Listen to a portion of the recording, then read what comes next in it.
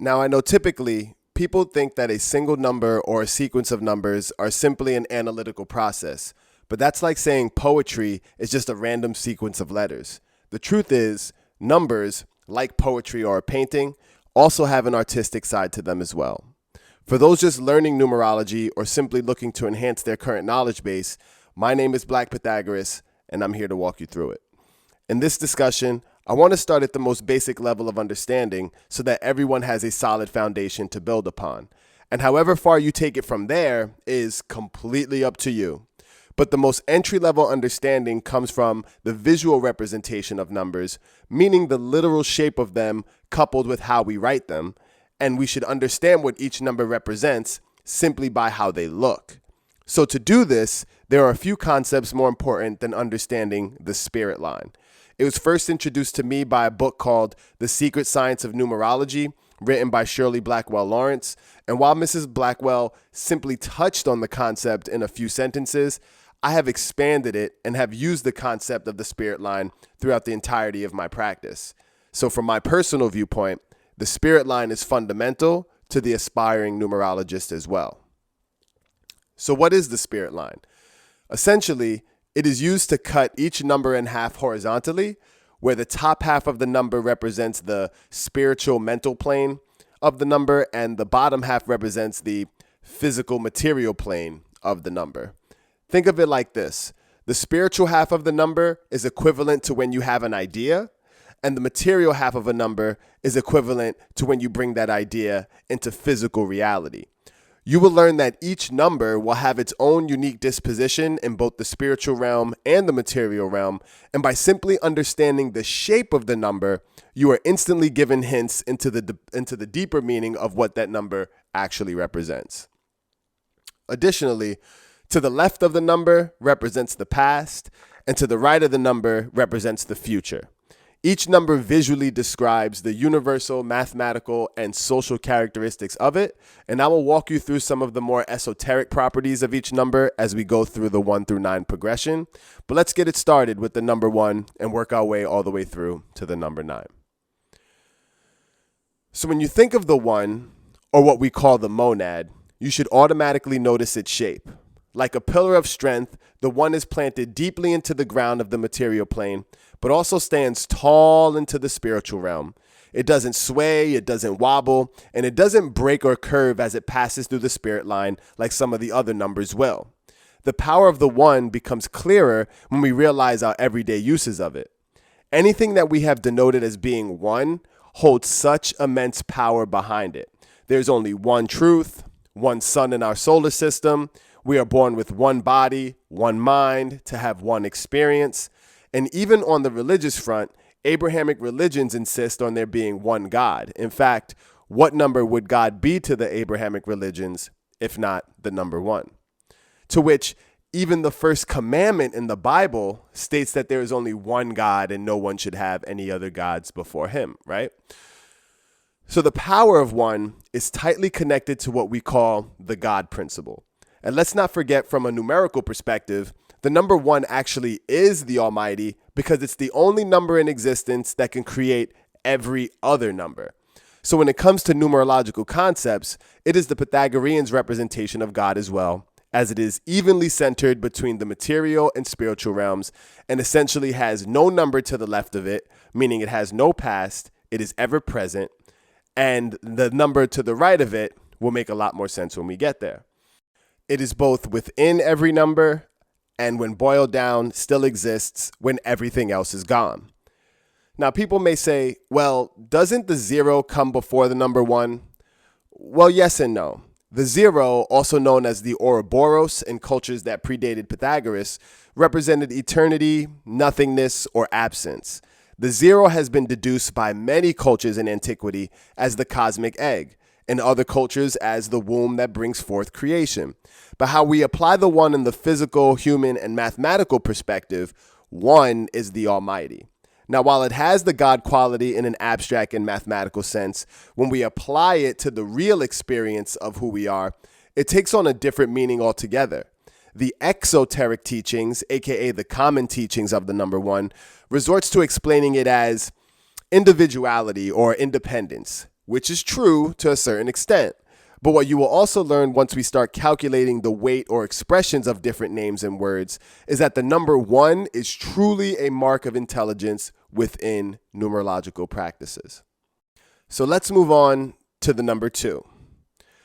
So the 2 is one of the most confusing numbers to understand simply because it represents the concept of polarity, which is a tough idea to grasp for a lot of people. The 2 is the number of perspective and balance. It is the idea that there technically is no good or evil, as good and evil are simply deduced by the side that you're standing on. The same thing can be said for the idea that something is right or something is wrong. The number 2 teaches us to stop using these perspectives of evil versus good or right versus wrong and tells us to start looking at things through the lens of polarity, meaning that 1, opposites are identical, but they just vary in degree, and 2, opposites are interconnected because they are necessary for each other to exist. Okay, let's think about those 2 things. 1, opposites are identical, but they just vary in degree. For example, the hero thinks the villain is evil because the villain wants to kill all of humanity, which is fair. And the villain thinks the hero is evil because the hero wants to save the humans who do nothing but poison the air, poison the water, poison themselves, enslave each other, kill each other, child labor, sex trafficking, classism, racism, sexism, continual transgressions against nature, worshiping useless paper, and so on and so forth. So if the hero wins, all of these things will continue, but if the villain wins, the damage we have increasingly been causing ourselves, our environments, and everything on the planet ceases, and the planet gets a chance to repair itself from all the damage we've caused and ultimately flourish. So the question then becomes, is human life more important than the planet's life? How about the planet and every other life form? Is human life more important than that? And is it evil if the villain answers no human life isn't more important than the planet and every other life form? And if we answer yes, human life is more important than the planet and everything on it, does that mean we are on the quote unquote good side? The reality is the hero and the villain are both the good guy and both the bad guy, depending at which angle or degree you are perceiving it from. Now, 2 is also representative of the bi and the die, meaning it can have a connective quality or a divisive quality. When you think of a bicycle or bicycle, it means 2 cycles or circles coming together to perform a specific task, i.e. in this case, motion. Or if someone is bipartisan, it means they are bringing 2 opposing political parties together on a single specific issue. On the flip side of that, the 2 can also represent the DI aspects in words such as divide, meaning to separate one thing from itself, or dilute, meaning to take something from a whole state and make it a lesser state. Point being, the 2 does a great job at encompassing both polarity and duality. In Gnostic teachings, the 2 was considered to be Sophia, aka wisdom, which was created from the one supreme being reflecting on itself, creating the second thing in existence, which was the one supreme being's reflection. The same for the Buddhist traditions that involve the yin and the yang. The moon and the sun are in that same category. I think you get the idea. So that's why it is important that whenever you come across the number 2 in your calculations down the road, that you take the time to evaluate and understand why the 2 is showing up. Now, when we look at the shape and spirit line of the number 2, we realize that the top half in the spiritual or mental plane is curved open to the 1, and in the material plane, it is curved open to the 3, which means the 2 is receptive of the past, but also receptive of the future, which is essential for the number of perspective and balance.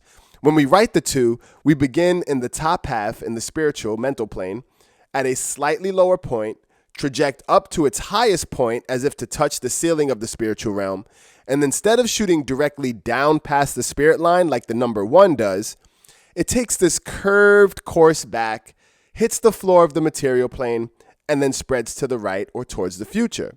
As I mentioned earlier, the number 2 travels to each side of an experience in an attempt to understand it. This is where the perspective and balance part of it comes in. Because there is so much depth to the number 2, just remember that it is responsible for perspective and balance. So now, we have the pillar of strength, aka number 1, and the reflective master of polarity, aka the number 2.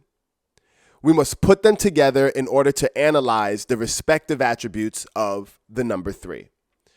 The number 3 is important because it is the bridge that allows us to get to the other side.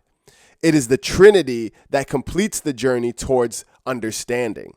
While the 2 exercises the process that analyzes both sides of the same coin, the 3 connects the pieces together in an attempt to find a triangle of truth. Like the old adage says, there are 3 sides to a story: your side, my side, and the truth. The number 3 is the mother, father, child aspect of number-based concepts, the black, white, and gray areas, and represents the sum, S-U-M, 3 letters, in its simplest form. It has been said that when you want to be persuasive in an argument, it is in your best interest to make 3 points. For instance, free at last, thank God Almighty, we are free at last. Or from a Catholic perspective, it is the Father, the Son, and the Holy Spirit. When you look at an atom, there's a proton, a neutron, and an electron. Or the stages of water, you have liquid, solid, and gas. Point being, the 3 is the Venn diagram that pulls the firmness of the 1 and the emotionality of the 2 together in order to find that middle ground between them. The number 3 is foundational but not yet formational, as 3 legs on a stool is a foundation and it stands on its own, but formation begins with the next number. In sports, you have 3 strikes and you're out, 3 goals are a hat trick, and the most you can score in 1 shot in basketball is a 3-pointer. When you do these things in the sport, it sends a message to the other team. 3 is a major part in our physical, mental, and spiritual lives, and we are all here to be born, live, and then die. And what comes next? Well, that's the mystery. 3 is also the number that represents communication. In fact, 3 is the number of communication. It is the medium that connects all things. That's why most of the entities that are used to pass information or entertainment to us consists of 3 letters. For instance, the FBI, CIA, NSA, CNN, FOX, NBC, the NBA, the MLB, and the NFL are just a few examples that show the merit of the 3's communicative potential. Even in the world of diseases, you have HIV, HSV, and HPV, which are passed along in the same way that information is. Now, when you look at the shape and the spirit line of the 3, you should first notice that, like its father, the number 1, it is equal in both the spiritual and material realms.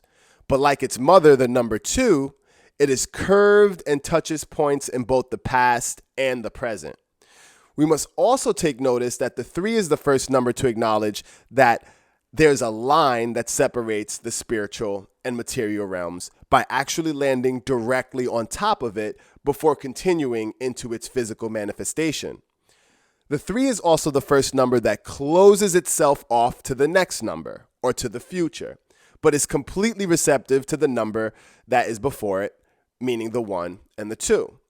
This is significant because there's always this inherent notion for people to count to 3 and stop there.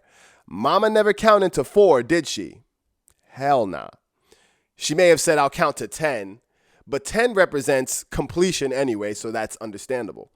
Point being, the 3 is not interested in the future, and rightfully so, because in its mind, it already has the 2 strongest numbers in its past, and quite frankly, it's hard to argue with that. However, unlike the 1 and the 2, the 3 sits on a wobbly base. So even though it wants to keep perfection for itself by holding on to the 1 and the 2 and closing itself off to the next number, it's still very infallible and has the potential to fall over into the past or into the future, depending on the forces pushing against it.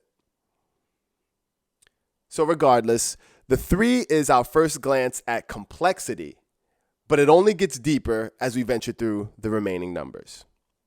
So let's go to the next one, which is, of course, for anyone who can count, is the number 4. So as I mentioned, the number 3 is foundational but not yet formational. So we must now venture into the midst of the number 4. But before we do that, it's important to understand that 1, 2, and 3 should be considered very powerful numbers, as they represent the spiritual ideas of our existence that have yet to come into fruition. Now, the 4 is the first number that incorporates these aspects into a physical embodiment. Pythagoreans see the 1 as a single point with no dimensions at all, 2 is a line, which creates the first dimension, and 3 is a second intersecting line that creates the angles and the foundational elements of the triangle. The 1, 2, and 3 are the formula that brings itself from the non-physical and begins the formation of the world around us. So let's put this into perspective. When you think of a square and its 4 sides, think about how much that simple shape dominates your entire life. In the natural world, it's fire, earth, air, water, which are the elements, spring, summer, fall, winter, which are the seasons, north, east, south, west, which are the cardinal directions. Simple concepts that have always ruled over the natural world. No wonder it's known as the number of law and order. Adding 1, 2, 3, and 4 gets you 10, which we know leads us into completion. Time, a 4-letter word. Read, a 4-letter word. Atom and Adam, both 4 letters. Matter of fact, the word in Abrahamic theology is how everything came to form, F-O-R-M, 4 letters. So while the 3 represents the medium in which information is passed, the 4 is the information that is being conjured through it.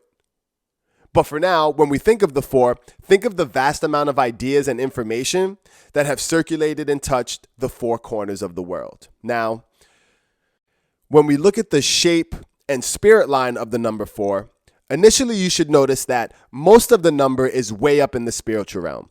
Even if you happen to write the alternative closed 4, where the head connects at the top, it still captures the essence of its top-heavy shape. The arms that are pointing towards the heavens ultimately connect to one focal point and then head straight down into the material plane, as if to condense thrice the spiritual energy into one material truth. Or it can be perceived as 3 parts mental and 1 part physical. Now, the coolest part about the number 4 and why it has such a strong foundational prowess is because even though most of its mass is at the top, it never gives off this energy that it's ready to topple over. Instead, it has this disposition as if the leg that's planted deep into the ground of the material world is like that in order to be able to hold all the weight from above. You can see it as 3 different lines that are connected to the spiritual plane. You can see those as the 1, the 2, and the 3 that we've already covered. And this 4th line going directly down as the first physical manifestation of that Trinity. Also note that it plants its foundation in the future and not the past, which symbolizes the perpetual act of learning or evolving. However, like the 3, the 4 also does this closing off of the next number, which will make a lot of sense because 1, 2, and 3 are the strongest numbers that have to do with creation in itself. The 4 is the manifestation that comes from the 1, 2, and 3 concepts, and it stops there. And as we get to 5, 6, and 7, 5 being the human number, 6 and 7 being another progression, we'll get there when we get there. But let's continue with the number 4. The 4, when you look at it, you just want to understand that it is form, it is the formula, it is formation. These are all formidable aspects of the number 4. And when you talk about physical manifestations, when you talk about the square, think about everything that's a square. The windows you look out of, the car that you drive has 4 doors, The room that you're in is based around the square. The TV screen, the phone in your hand, everything that you do, you sleep in a square, you walk through square doors all day long. It is the foundational elements of the human experience. And speaking of the human experience, let's get to the most human number in the progression of numbers, the number 5. Now, the number 5 relates to the human experience in many ways. Not only is human a 5-letter word, but at the outer parts of the human are 5 fingers and 5 toes attached to each hand and foot, and a total of 5 extremities stemming directly from the main body. These 5 extremities are operational mainly because of the 5-letter words called the brain, heart, lungs, liver, blood, spine, and the first 5 senses are born so that humans can experience life on a 5-letter word called earth. When you look at the 5-letter words, the Torah, the Bible, and the Quran, these are all books written by humans with the intention of educating us about the human condition and attempts to give us insights into the mysteries of our creation and consciousness. For Muslims, it's all about Allah. For Christians, it's Jesus. And for Jewish people, Moses is considered to be the most important prophet. Even the Iliad of Homer expresses the tragedies of humans' favorite pastime, war, or the 5 Platonic solids described by Plato, which is the human's way of mapping and understanding the entire universe around them. We inwardly learn and outwardly write, which is probably why write is spelled with a W, I guess. We are also the only creatures obsessed with a little 5-letter word called money. While good and evil are 4-letter formational concepts, the idea of deducing something as right or wrong, which is again probably why wrong is spelled with a W, but right and wrong are both inherent biases of the human psyche. We've even gone as far as creating stars with 5 points on them to symbolize our connection to the cosmos, even though no star ever observed resembles a 5-pointed figure whatsoever. We must understand that once the first formation, aka the number 4, touch down into the progression of the numbers and ultimately touch down into the material plane, the human number 5 comes right after in order to experience what was created. Whether you believe that a Big Bang or Abrahamic God put it all together is up to you, of course. But like it or not, whether it's the Bible or space, both of those ideas allow us to think and or have faith. And the 5-letter words attributed to the human experience can go on and on and on. I'll leave you with this last point.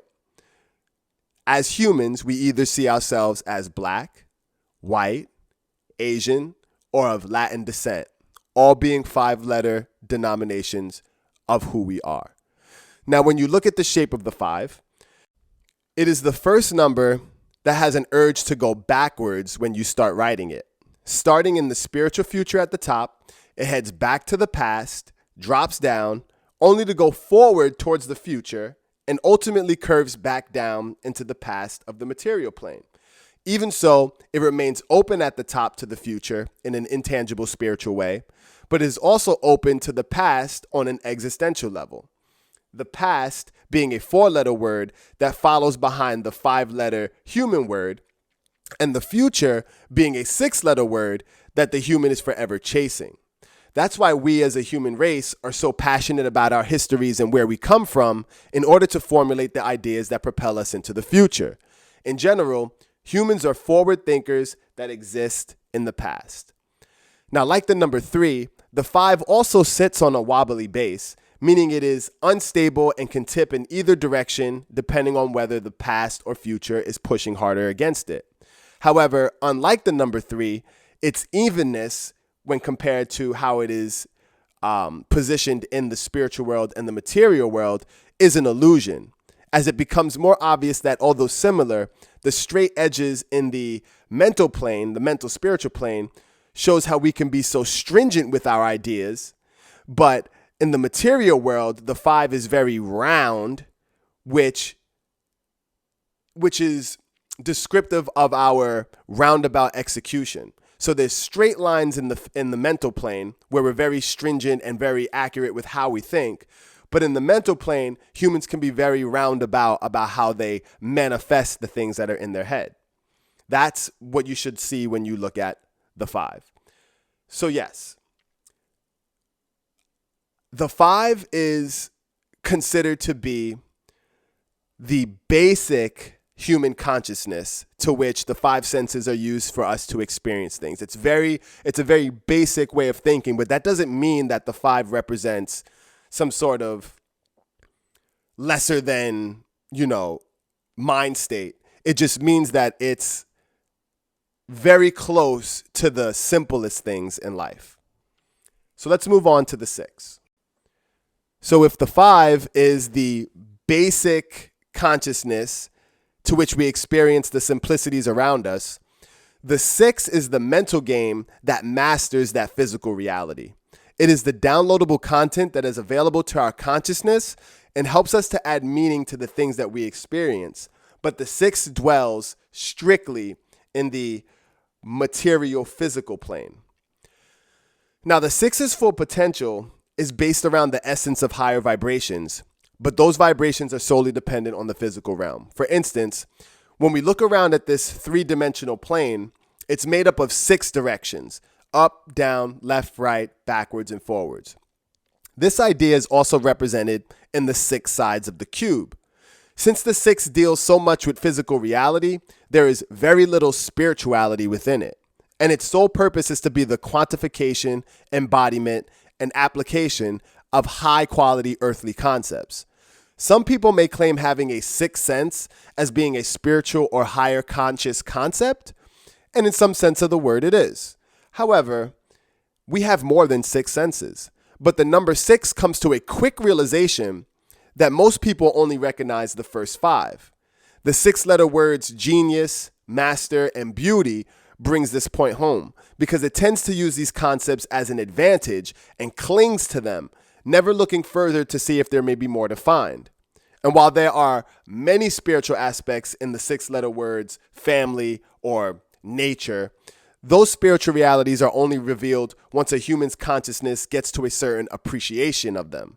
And yes, the word spirit is also a 6-letter word to which we all have one innately inside of us, but having a spirit and being spiritual are 2 totally different concepts. Like the 6-letter words temple, mosque, and church, the number 6 can be traced directly to the religious physicalities of our human consciousness. Now, when we look at the shape and spirit line of the 6, think of the number 6 as an idea that is spiraling down, and the circle that creates its final shape is it crashing into the floor of the material realm. The closed infinite circle that lands on the floor of the material plane shows that it is trapped there. So the material world is where the 6 reigns king for eternity. Like the 5, when you write the 6, it also starts in the future and heads down towards the past, showing it has a connection to the 5, but unlike the 5, it tries to close itself off from every realization and essentially disconnects itself from the future as well. It is focused on the here and the now and has elevated itself from an experiential state to a cognitive one. Like the 3 and the 5, it too sits on a wobbly base, but its disposition shows that if it ever loses balance within itself, it will definitely fall back into the basics of the human condition of the 5 and never forward towards the spirituality of the 7, which we will get to in the next number. So no matter how hard it tries, once the 6 passes the spirit line, its highest point of return can only be where heaven and earth connected.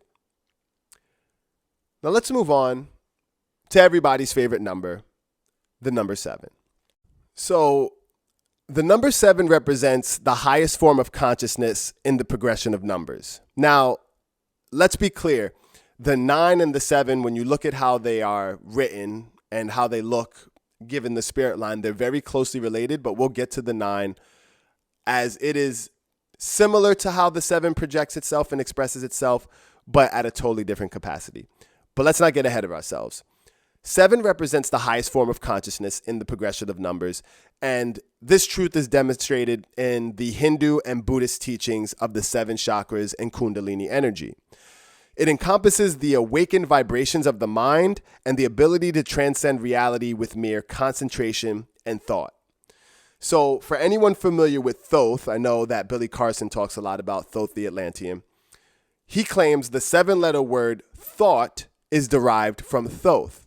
In fact, thought is the cornerstone of the 7's potential, where Thoth is also related to the Hermetic principles, and there are 7 Hermetic principles. So, fun fact.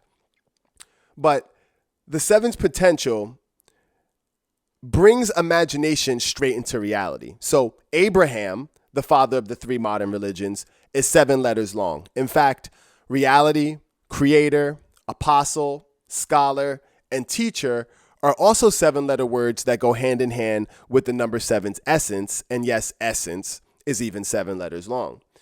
While the 6 is concerned with mastering physical realities and manifesting material wonders, the 7 has the consciousness that brings down those concepts for the 6 to master. Unlike the 6, the 7 is entirely concerned with spiritual and mental matters and is content with using its edge to conjure up new ideas. But once those ideas have been thought, processed, and shared with the world, it moves directly on to the next spiritual wonder. A good metaphor for the 7's capability is found in the 7-letter word crystal, because although crystals are rough, they have been well polished by unseen forces. And although they are radiant on the physical plane, their true value comes from a deeper, non-material place.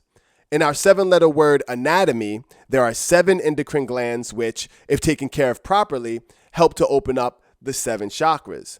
Our 7 days of the week are connected to the higher consciousness of celestial bodies: Saturn for Saturday, Sun for Sunday, Moon for Monday, etc. And even the words antique and ancient are 7-letter words that reflect the age and depths of the 7 characters. Of course, there's the 7 churches of Asia, which are mentioned in the Bible. 7 is basically the epitome of the highest consciousness that a human can manage within themselves. So while the 6 finds its advantage through a sixth sense, 7 continues to venture past that and heads directly into the ethereal abyss of metacognition, if you will. Now, when we look at the shape and the spirit line of the 7, we notice that the 7 spends the vast majority of its time traveling across the ceiling of the spiritual realm, gliding steadily from the spiritual past into the spiritual future. Similar to the number 4, which also spends most of its time in the spiritual realm, to which 7 and 4 make 11, but let's not get ahead of ourselves. The 7 seems as if it almost doesn't want to come down to the material plane at all. It seems as if though it's determined to just continue to sail into the future. But since by universal numerical law, it has to make its way past the spirit line in order to get its shape, it travels at this slow angled pace instead of darting directly downwards.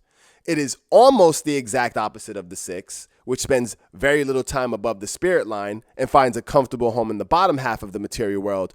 But when you look at the 9, you can see that the 9 is actually the polar opposite of what the 6 would be. Now, we must also examine that, like the 3 and the 4, the 7 also blocks itself off from the progression of numbers that follow it, and for good reason. You see, without talking about the 8 and 9 too much, as we'll get into them in the next number, I will say this. The 7 creates a wall because, like the 3, it realizes that once you venture past it, you enter into a whole different spectrum. 1, 2, and 3 are the deepest representations of creation. Once you go past 3, you get form in the physical sense. But even the number 4 has that line that blocks itself off from the next number. Because once you venture past 4, you get yet another entirely new concept, the human 5, which represents the basic consciousness and attributes revealed to us by the 5 senses. 5, 6, and 7 represent the evolution of that basic human consciousness, with 7 being the pinnacle of that progressive evolution. Now, When we get into the numbers 8 and 9, we will see exactly why the 7 closes off that progression, and it makes a lot of sense. So while the 7 is considered to be the highest level of human consciousness and proclaims itself as everything one person truly needs, it understands that the next number, the number 8, has been proven time and time again to be too much weight for one person's mind. The number 8 symbolizes an immense amount of prosperity, wealth, and success, and has been deemed by numerological circles as the number of the executive. 8-letter words such as business, monopoly, powerful, these words give us insight into the number 8's authoritative demeanor. But let us not be fooled, because the 8 is also a highly spiritual number as well. And when we typically view concepts such as business, monopoly, and powerful as having a commanding presence in the material world, these words can also be a force for good if you flip them on their heads and use them in a spiritual way. But, and it's a big but, we can name countless amounts of times where those concepts have corrupted the minds and actions of ordinary people. And yes, the 8-letter word ordinary is also indicative of the number 8, because even with all of the executive and monetary power that is present with the 8's existence, it is still just an ordinary person or concept that's actually pulling the strings. As the author of Eat, Pray, Love, Miss Elizabeth Gilbert, put it, giving that much responsibility to one psyche is like asking a person to swallow the sun. 8-letter words such as material, physical, and American also define the inner complexities of the number 8, but bear in mind that meditate, Buddhist, and infinite are also 8-letter words that are powerful representations of the 8 as well. As you should be able to tell by now, the 8 can also be a confusing and rather perplexing number to grasp, but when we look at the shape and the spirit line of it, it will make a little bit more sense. So let's get right to it.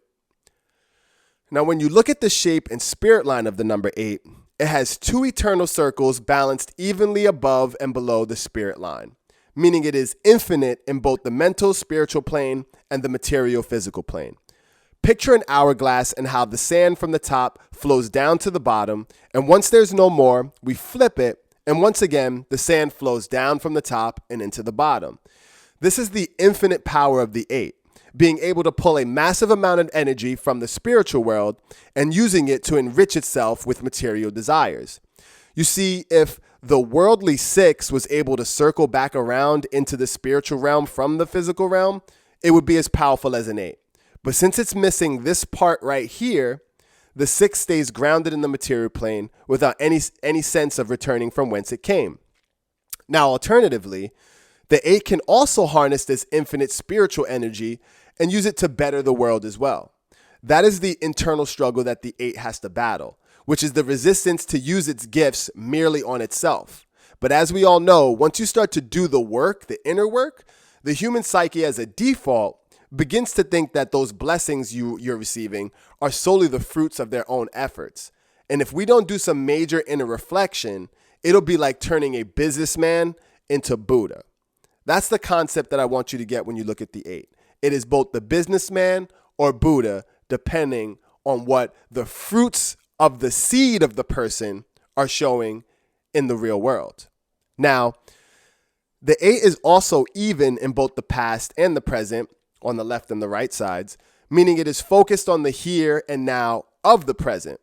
And while it doesn't stand on a flat base, like the 3 and the 6 also don't, it is evenly balanced everywhere you look at it, which symbolizes the fact it can operate without tipping over into the strict spirituality of the 7 or the divine knowledge of the 9. Even though it has the capacity to do so, it would rather just stand on its own 2 feet and oscillate between the spiritual and material planes instead. That's the power of the 8. There is a deep connection between the spiritual and the material plane, and if the 8 is attributed to a person, if that person stays in the spiritual, mental part of the 8 and never ventures down into the physical, material part of the 8, it's missing out on half the experience. And on the flip side, the same thing with someone who's just using their powers on the physical material plane. They're missing out on half the experience. And as we go through different videos and different discussions, this will become more and more apparent. So let's move on to the next number, the number 9. So just as we did with the 8, let me first lay some groundwork in regards to the number 7 before we venture into the divine 9. As I said, the 7 establishes itself as the highest form of spirituality within the human consciousness that is manageable. And similar to the 3, when you look at the shape of the 7, it blocks itself off from the next progression of numbers. Like the 8, the 9 is a number that takes an immense amount of strength to comprehend its true essence. Generally speaking, what the 6 is on the material plane, the 9 is in the spiritual plane. These truths can be demonstrated in the 9 planets of our solar system, the 9 months of growth in the mother's stomach, and the 9 regular polyhedra. 9-letter words such as spiritual, brilliant, and universal are great representation of the 9's energy, as it encompasses ideas that are almost incomprehensible in a sense. From a religious standpoint, Yom Kippur, Christmas, and Eid el-Fitr are also 9-letter words that represent foundational holidays in the Abrahamic religions, with Ramadan being held in the 9th month of the Islamic calendar. So let's not forget tradition as also being 9 letters long. Now, this next point I'm about to make will make more sense when we take a look at the shape of the 9 in comparison to the 7. But the main difference between the high consciousness of the 7 and the divine 9 is that unlike the 7, the 9 is concerned with being the master of the spiritual realm, while the 7 merely inhabits it and draws principles from it. From a numerical standpoint, the 9 and the mighty power of the 1 are actually very closely related. Since the 9 is the last single digit in the progression of numbers, technically it is just as close to the 1 as the 2 is. So when it comes to functionality, if you multiply any number to the number 1, you will get that number, right? 1 times 15,065 is 15,065. Similarly, any number you add to the 9, you will get that number back as well. For example, let's take 26. 2 plus 6 is 8. When you add 9 and 26, you get 35. 3 plus 5 is 8. How about 37? 3 plus 7 is 10. 37 plus 9 is 46. 4 plus 6 is, you guessed it, 10. What's also special about the 9 is that no matter what number you multiply the 9 with, you will also get a 9 in return. For instance, 2 times 9 is 18.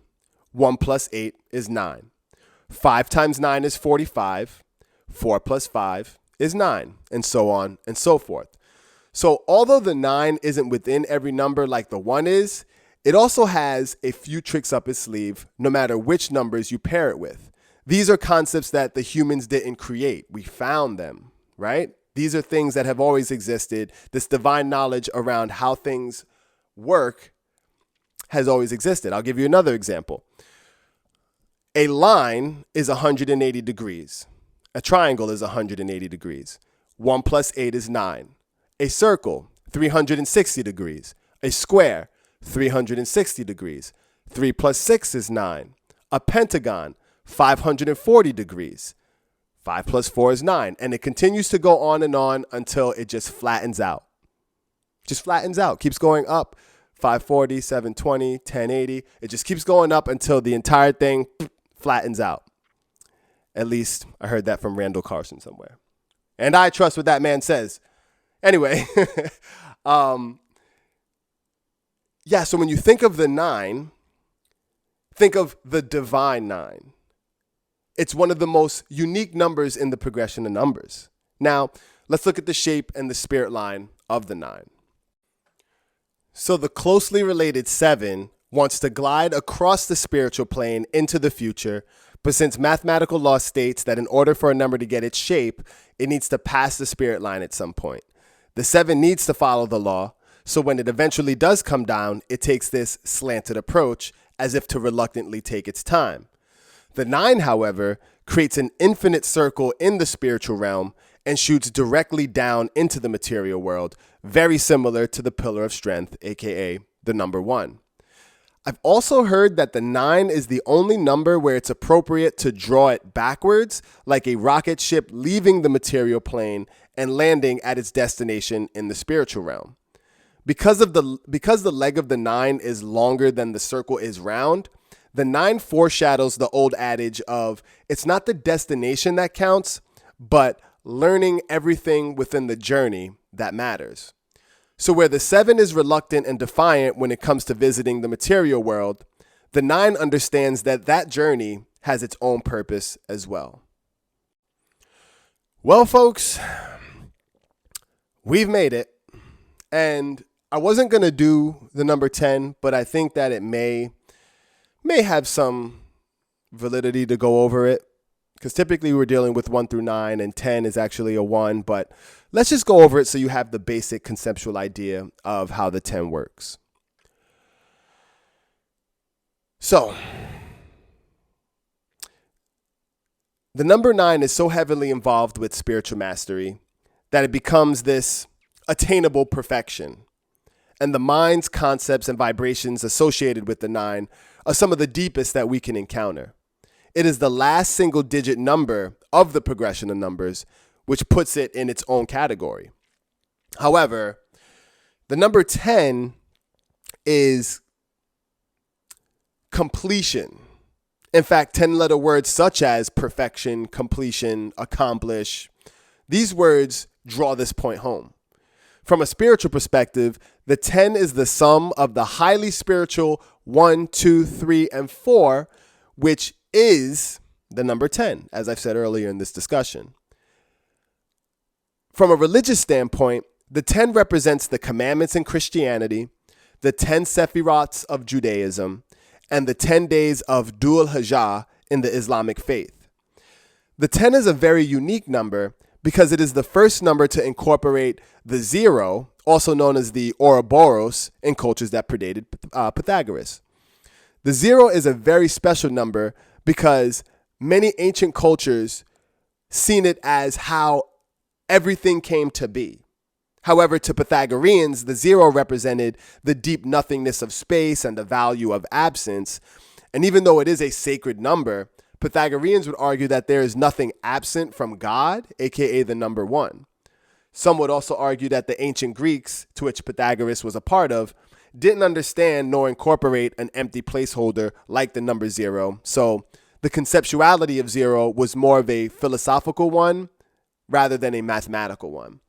However, in today's modern mathematical practices, we can see that once the 0 is added, it actually does give birth to the rest of the mathematical universe, as 20, 20 turns into 21, 30, 30 turns into 31, and without that 0 being added, it's impossible for numbers to become greater than they already are. This is what makes the 10 so special, because up until this point, the number 1 stood alone in all of its godliness. But now with the 10, the 1 is accompanied by the biggest secret of the universe. While the spiritual 9 represents the 9 planets, the 10 represents the sun that these 9 planets revolve around. While 9 represents the months that a child develops inside of the darkness of their mother, the 10 represents the first month a child experiences the light of the world. And excuse me, but I think hands and feet just entered the chat. You should also notice that 1, 2, 10 are all 3-letter words, just like the word God. And the Pythagorean pun here is that 1 to 10 is God, right? 1 through 10 is God, yeah. But point being, 10 opens up an entirely new world from a mathematical perspective in the art of fractions and percentages, since it represents something being whole that we can divide evenly, with percentage being another 10-letter word. So what Jesus is to the 5 and Abraham is to the 8, I would say Pythagoras is to the 10. So let's recap. The number 1 is the pillar of strength and the God principle. The common knowledge of the 1 refers to individuality, independence, and is riddled with a competitive nature. The 1 creates every other number in its infinite spectrum, and that's why we give it the respect it deserves. The number 2 is the master of polarity. It is the number of perspective, balance, and wisdom. Keep in mind, the number 11, with all of its amazing attributes, is at its core a 2 as well. The number 3 is the number of communication. It is also the triangle of truth, the product of seeing things from both sides. Remember, it's my side, your side, and then there's the truth. The number 4 is the number of law and order, but I would also add that it is also the number of information. The number 5 is the number of the human and represents our experiential consciousness in its natural state and is represented by the 5 senses. The number 6 is the number of high quality earthly concepts and is the higher consciousness of the 5. It is represented in the cube, which the cube represents the 6 walls of our third dimensional existence. The number 7 is the number of spirituality and is seen as the highest form of consciousness a human can manage. Numerological circles also call the 7 the number of the hermit, as it likes to be left alone in its thoughts so that it can connect with the frequencies of universes. The number 8 is the number of money, authority, and success. I refer to it as the number of the businessman or the number of Buddha, as both of the characteristics can be attained through the vibration of the 8, depending on if they're up in that top circle or they're at the bottom circle or they've learned to navigate between the spiritual plane and the material plane back and forth. That's the power of the 8 if they can get to that point. And the 9 is easy, as it is simply the divine 9. So where the 7 draws principles from the spiritual plane, the mental plane, the heavens, wherever you'd like to call it, the 9 is the master of that high value energy. Now that we are finished defining numbers 1 through 10, I will go on to defining the master numbers 11, 22, and 33. And throughout our journey, I will show you how words, phrases, and names each have their own specific way of being interpreted. But as a name numerologist, I have an entirely different perspective on how to use numerological practices. So continue to follow along. Make sure you like and subscribe to the channel. My name is Black Pythagoras, and I'll see you next time. Efkalisto.